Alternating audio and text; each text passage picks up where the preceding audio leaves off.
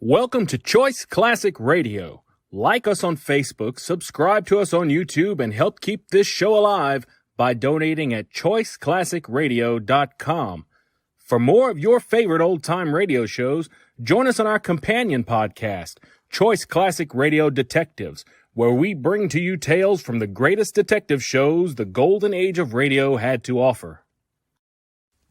And now, with 526 episodes broadcast from 1941 to 1952, we bring to you The Inner Sanctum Mystery.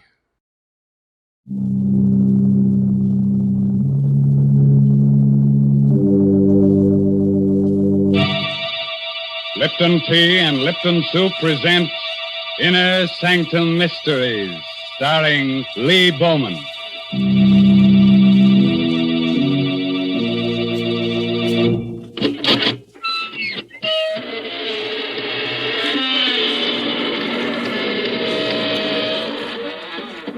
Good evening, friends. This is your host, Raymond. Welcome to the Inner Sanctum. Come in, won't you? What are you staring at? The walls. Well, you know that old saying about walls having ears. Well, these walls have eyes and a nice assortment of fingers and hands. One of them has a heart, but you can't beat that. Don't mind me, friends. In my old age, I'm getting to be a bit of a goer. You're getting to be a crotchety old bachelor, that's what. Who said that? Oh, Mary Bennett. Hello. Tell me, Mary, do you think I should get married? You know, I used to have a girlfriend, but she threw me over. She was a vampire. She said I wasn't her blood type. Mr. Raymond, please, what a silly thing to say. More and more, I'm convinced that what you need is a wife. I'd just love to see the way a wife would handle you. Would you send me a wedding present, Mary? I sure would. I'd send you a big supply of Lipton's noodle soup. You know, I'll bet your wife would appreciate that. My goodness, in the old days, it took a woman all day to make a pot of noodle soup, whereas nowadays it only takes a jiffy. That is, when you use Lipton's noodle soup mix. But Lipton's has got the same homemade taste, believe you me. It's got the same chickeny flavor. Yes, sir, a hot plate of Lipton's noodle soup is a grand welcome home for the whole family. One whiff of that savory Lipton's noodle soup, and folks feel relaxed and ready for dinner with a rousing good appetite. Well, now, that's a very pretty picture, Mary. Which reminds me, our story tonight is about one of the fine arts, murder. It's called Death is an Artist, an original tale by Frederick Matho. And our star is from Hollywood, Lee Bowman, soon to appear with Rita Hayworth in the Columbia Technicolor picture Tonight and Every Night. So, Curto, close to the fire and turn the lights down real low. By the way, if you have a little spook or two in your home, looking behind your shower curtains before turning on the water is the courteous thing to do. Otherwise, you might be dampening your spirits. Now, let's get on with our story. I'm Stevie, a reporter. I'm what's called a police reporter, because I hang around police stations for my stories. But tonight, I'm the best reporter in the world, because I've got that kind of a story that's only given to one writer in 1,000, once in a lifetime. This story begins with the end of a man's life. Yesterday, an old man living alone with his 5 cats on an abandoned barge under the Brooklyn Bridge cut off the heads of 4 of his cats, then expertly slit his own throat from ear to ear. At 6 o'clock on the morning we got the flash about this old man, I was playing cribbage with Mike, my police pal, at the station house squad room. Burke, the desk captain, was snoring his head off. Okay, Mike, there it is. Go, 121 points. That last run made it. You're the luckiest jerk, Stevie. We're both lucky. Not a call the whole night. Sure hate to drive out to anything in this blizzard. Brace, 84th Precinct, Brooklyn. What? Yeah. Wait, say that slower. You haven't seen him in a week. His cats ain't around. Oh, but lady... Huh? Blood in the snow. Well, that's different, sure.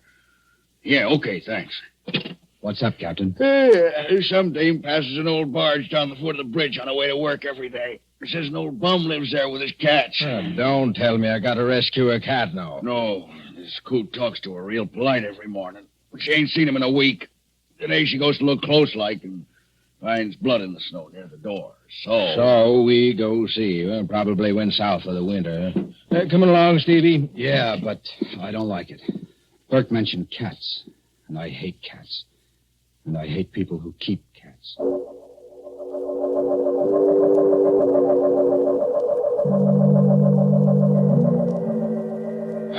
This is it, I guess. Come on, Stevie. Hey, look, Mike. There's a snowman. So what? Haven't you ever seen a Yeah, snowman? but look. That's not an ordinary snowman. It's a beautifully sculptured head of a woman.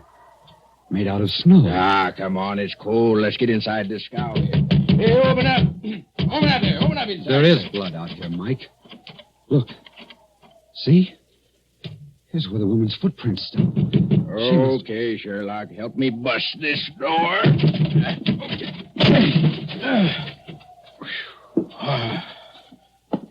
What's the matter with you? Look on the floor. Holy mackerel. 1, 2, 3, 4 cats with their heads cut off. And another one. Alive. Hey, where are you going? I told you I can't stand them dead or alive. One of them clawed me when I was a kid. Stevie, get a load of this over here on the bed. He did a good job. From ear to ear. He had done a good job. He was naked to the waist, and his hairy torso was bathed in blood. His head lay to one side and was nearly severed at the throat. His mouth, a strangely sensitive mouth, hung foolishly open in the middle of a matted mass of beard. But it was his eyes that stirred something inside me. They were coal-black agates that smoldered with defiance, even in death. They seemed to carry a message only I was meant to see. I turned away and stumbled over a small wooden box. It contained clay fragments. An impulse seized me, and I carried the box outside. What do you want that box of trash for? I'm not sure. I just felt I ought to take it along. Mind? Just junk. These bums collect the screwiest stuff. Come on, I'll drop you off at your paper. You'll get a news beat on this anyhow.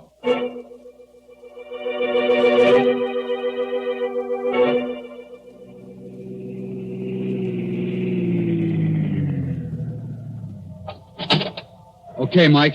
Thanks. I'll call you later to see if you identify the old bird. All right, Stevie. Hey, here's that box of junk. You want it? Oh, yeah. Yeah, thanks, Mike. I wrote the item. All we could learn was that he was Ivan. No fingerprints on record, no relatives, just Ivan. So he stayed just Ivan to 250,000 readers and to the police. But to me, he was a man who had not yet died. I poked through the rubble of clay in the box, and I was about to throw the whole mess out when a time-blackened metal tag caught my eye. It was the kind of tag used to mark paintings or statues.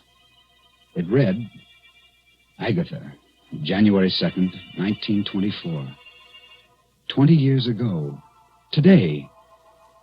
And below that was a name, Ivan Thorne. The name jangled a bell in my memory. It frightened me. It fascinated me. I rummaged in the box some more. A hunch grew to certainty. Ivan Thorne had been a sculptor. Here was a fragment of clay, a nose. Here, part of a chin. Here, an ear, a woman's ear. And the snow image of a woman's head came to mind. Why did Ivan Thorne, a sculptor of obvious talent, do a head of a woman named Agatha in clay, then on the same date, 20 years later, as a bum, reproduce it in snow and slit his throat. I found the answer in the yellowed clippings of the newsroom morgue. The story of Ivan Thorne was filed under Murders Unsolved. After I'd read the story, I marched into GC's office. Yeah, what's up, Stevie? They city the Brooklyn Bridge again? No. You read the item on the old guy I found with his throat cut? Sure.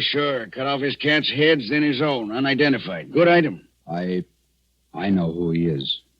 Was. Yeah? Story? Story. You got time to listen? Shoot. Well, this begins in a sculptor's studio off Washington Square on a stormy night long ago. Ivan Thorne and Agatha, his wife, were having words. For the last time, Agatha. Are you really going through with this divorce foolishness? For the last time, yes. I'm tired of living from hand to mouth. I'm tired of your stupid statues. I'm tired of your stupid cats. I'm tired of you. All right. I'll give you the divorce. You can marry Greg Stevens. He'll give you everything you want. But Horace stays with me. I want custody of the boy. The court will decide that. Agatha, I've been working on that head of you for a year. It's good. I think the museum will... Oh, that thing? It doesn't even come close to looking like me. Of course, that head isn't you. It's what I remember you as when I first met you. Ivan, let go of me. You're hurting me. All right. I'll let go of you. But I'm going to finish that head, Agatha. And you're going to help me. I will not. You'll get your divorce. Only if you agree in writing to pose me one day each month for 6 months. I must finish it. 6 months, hmm? And what about Horace? He's away at school all the time. We'll let the court decide a decent arrangement. All right, Ivan, I'll do that. Give me that pen. Here.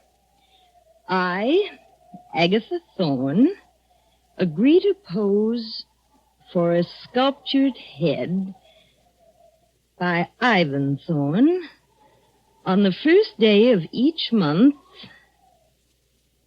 for 6 months. Signed, Agatha Thorne. There you are. No. Get out. Get out before I break your neck.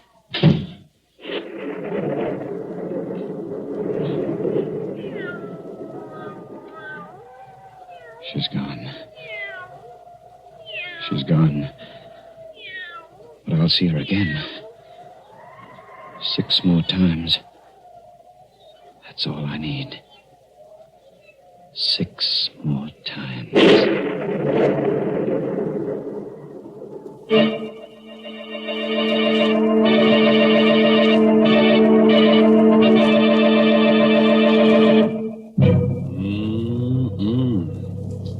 Sounds to me like this Ivan guy is working up a neat little catastrophe. Mr. Raymond. Yes, Mary. I got to thinking about that snowman they found.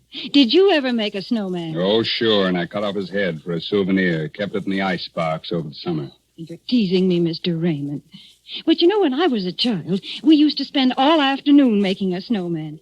And then we'd go in the house for supper with our cheeks red as a frost apple and with a real country appetite. The house was so warm and cozy. Yes, and filled with all the exciting smells of good cooking.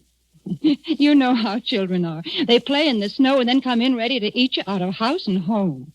And I've got a grand suggestion for these winter night suppers. Lipton's Noodle Soup Mix. It's such a heartening dish. Thrifty, too. Costs a lot less than canned soups. Yes, Lipton's Noodle Soup just seems to belong to folks young and old who've got a healthy appetite and a yen for homemade chickeny-tasting soup. Mary. Yes, Mr. Raymond? Mr. Bowman is waiting to resume his part of the young police reporter, Stevie.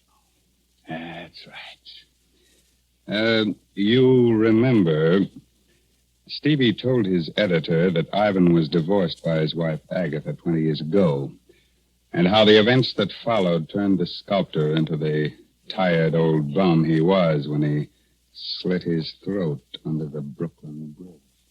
Well, Stevie, did Agatha get her divorce? Yes, and the court gave her custody of their 6-year-old kid, Horace.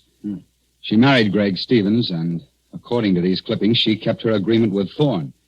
She posed for the head he was doing of her so that he could finish it. The first day of each month for 6 months, huh? Yeah. How'd he take the divorce and losing his kid and all? Beautifully. So everybody thought. It got to be the talk of the town. The three of them, Agatha, Greg, and Ivan, seemed to get along fine together. The Stevenses were frequent callers at Thorne's studio. Oh, I say, Thorne, why won't you show me the head you're making of Agatha? It isn't fair, you know. Not till it's finished, Greg. You wouldn't appreciate it as it is now. It really is good, Ivan. When will you finish it? Yes, Ivan, when? I want to finish it on New Year's Day. That will be the last time you need pose, Agatha. Can you make it that day? Well, I'll just have to, won't I? Yes. At 3 o'clock? At 3 o'clock. Come on, Greg, darling. Good night, Ivan. Good night, Ivan. My goodness, 6 months goes by so fast, doesn't it?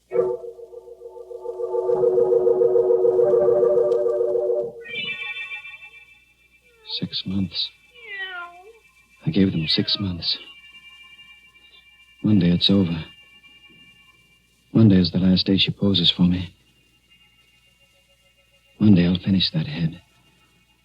I love her. And for 6 months, 6 centuries, she belonged to that idiot. He took my son from me.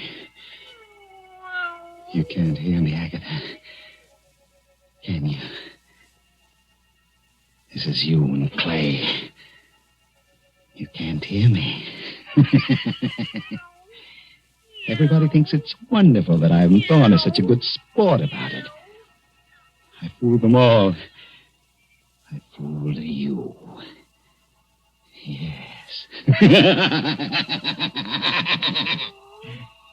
I fooled even you.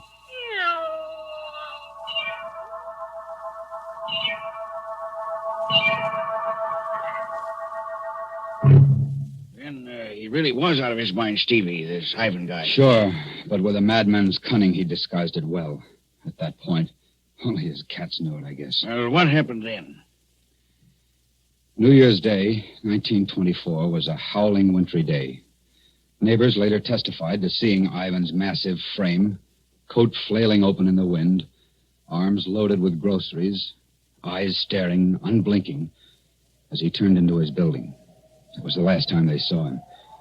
In his studio, Ivan kicked his door shut and began talking to Agatha's statue, as he'd gotten into the habit of doing now for some time. I'll set the table by the fire, Agatha, just as we always did. You like that. And I'll set a place for little Horace. Oh, I know you don't want him to come here, but we'll just make believe, huh? Agatha, I must pull myself together. Happy New Year, Agatha. Come in, come in. And the same to you, Ivan. Oh, let me get to that fire quickly. I'm frozen up. Why are you bolting the door? The draft rattles the door. Here, give me a coat. Now, how about a bite? By the fire? Why, Ivan. How quaint. Just like old times, hmm? This is the last time you'll come to pose. Have you minded living up to our agreement? No, Ivan. You've been very decent about it. But tell me, why are you so set on finishing the head you're doing of me? Have you ever seen a human skull, Agatha? Ugly thing. Long after that pretty head of yours becomes a skull, the head I'm making of you will live in ageless bronze. That's why I'm so anxious to finish this work. I see. Well, shall we start, Ivan?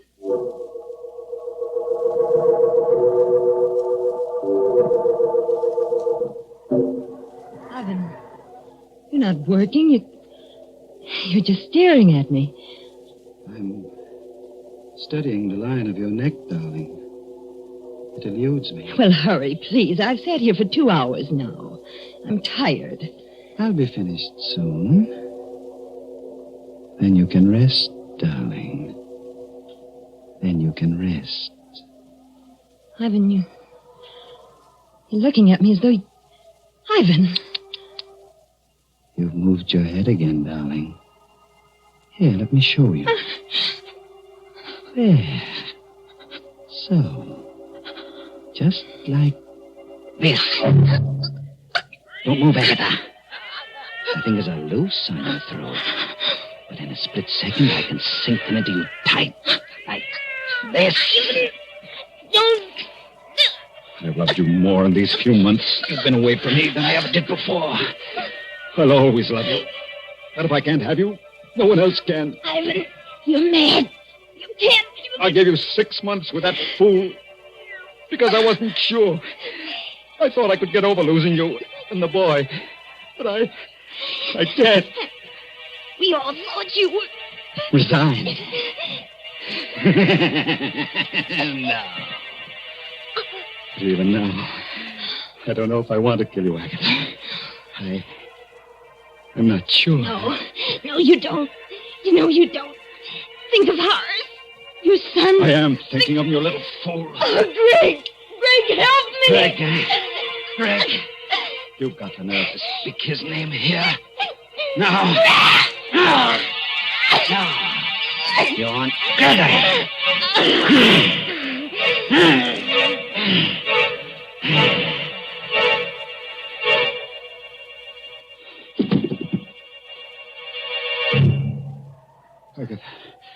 I did it.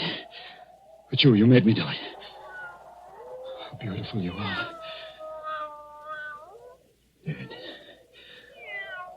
Look at this clay head.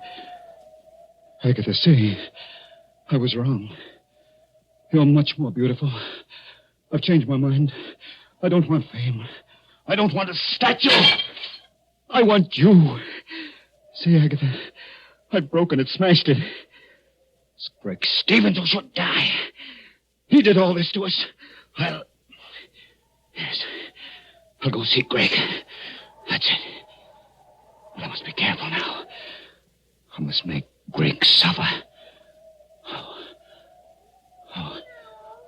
I have it. Yes. He must know that he, too, has lost Agatha.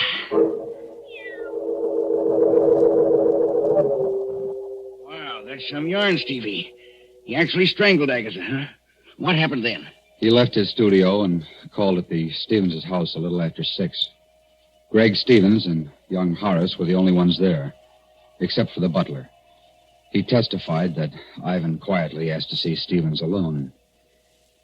He had a bundle in his arms, covered with a piece of black velvet, when Gregory greeted him. Ivan, well, glad to see you and Happy New Year to you. But where's Agatha? She was supposed to be with you. She'll turn up shortly. Said something about a girlfriend she had to stop by for. Oh, I see. Well, come on in, Ivan. We can have a glass of sherry while we wait. Thanks. Put your package down somewhere on the table here. Thank you. Did you get a lot done today on the head, I mean? Yes. I've finished it. Oh, good. Say, that wouldn't be it in that box, would it? Yes, as a matter of fact, it is. Well, good heavens, man, let me see it. I've been kept from all this long enough now that it's finished. Wait. Till Agatha gets here. I'm going away for a while, Stevens. Before I go, I want you to tell me something. Do you love Agatha? A lot, I mean. A lot? I worship her. I adore her. You know what you did to me when you took Agatha and my boy from me? Well, the choice was hers. I'm glad for my sake. I'm sorry for you. But I thought you were resigned by now. Resigned? You poor fool. I've lived a life of raging hate for you. Ivan, sit down. You don't have to be sorry for me anymore, Greg. You can start feeling sorry for yourself. Thorne, what are you driving at? Everything comes out even, Greg. Come over here. What's in that box? Come closer, Greg. Here. I'll take the cloth off. See for yourself. Agatha! You fiend! You beast, I'll kill you! Hey, doesn't it, Greg? hurts to lose Agatha. Doesn't it? I'll kill you. I'll kill you. Oh, you won't. Get away from me. You won't kill me. I won't kill you. We'll both live to remember. Thorne didn't kill Stevens? No, J.C. He knocked him out. They found his footprints in the snow along with the kids. He must have stopped to say goodbye. What a story. He slit his throat this morning as a bum on a barge. Yeah. Took his cats with him. The clay fragments I found in that box on the barge were all that was left of the clay head of Agatha. Nobody even found out how he got away or managed to stay hidden for 20 years? No. That's his secret. Well, write it up, stupid. I can't. I won't, J.C. You can't print that story. The devil I can't. Where's this Greg Stevens? Where's Horace, the kid? Find him. Greg Stevens died penniless and insane a year later. His kid was raised in an orphan asylum. Well, find the kid. Now, let's see. He'd be about 26 today. Maybe he doesn't know any of these things. What a scoop. Get busy. Look, you can't print this story. Why do you think I didn't write it up and hand it in? I feel sorry for the kid. I was raised in an asylum. A story's a story. What do I have to do? Draw you a diagram, G.C.? Why do you call me Stevie? Well, because your name is Stevens, I guess. Good heavens. You don't mean... Yes, my name is Stevens. I never use my first name. I don't like it. It's Horace. That's right. You're Horace Stevens. Yes. My father was Ivan Thorne.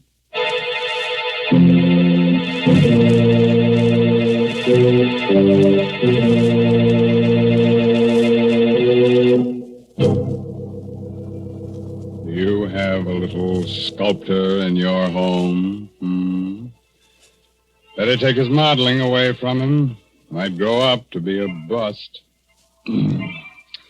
That's enough to give anybody the creeps. It certainly is, Mr. Raymond. Mary Bennett. Say, didn't you like our story tonight? Well, it was exciting, all right, but why don't you tell stories about normal, happy people? Of course, folks like that never get murdered or anything, but interesting things happen to them. Nice things, too. Like discovering Lipton's noodle soup, huh, Mary? Well, why not? Lipton's noodle soup is a good way to brighten up a meal, and good meals are a mighty important part of life. So, folks, maybe you've tried other envelope soups, but if you've never tried Lipton's noodle soup, you've got something real nice ahead of you, because Lipton's is the favorite noodle soup of them all. Our moral for tonight is don't drive alone. If you have a car, lucky you, form a carpool. Then, if you should have a flat tire, you'll be among friends on that cold, cold highway. Fun, huh? And Uncle Sam says join the carpool, too. He's not kidding. He says your carpool will help save gas and tires, so look to it, Mac. Yes, this month's Inner Sanctum mystery novel is Net of Cobwebs by Elizabeth Sanksay Holding. Oh, yes, and you won't forget to look for Lee Bowman with Rita Hayworth in the Columbia Technicolor picture Tonight and Every Night. Well, now it's time to say goodnight until next week at this same time when Lipton Tea and Lipton Soup again present another Inner Sanctum mystery directed by Hyman Brown. Good night. Pleasant dreams.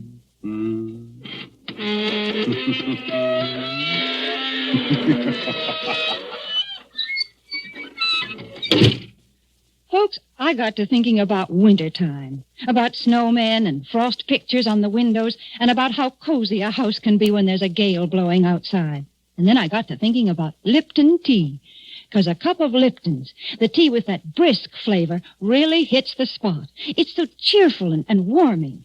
You know, the word brisk, B-R-I-S-K, means that Lipton tea has a fresh, lively flavor. It's never thin or wishy-washy. That's why Lipton's is America's favorite tea. So don't forget to ask for it when you go to the grocery store. And don't forget to tune in next Tuesday night for another Inner Sanctum mystery. This is CBS, the Columbia Broadcasting System.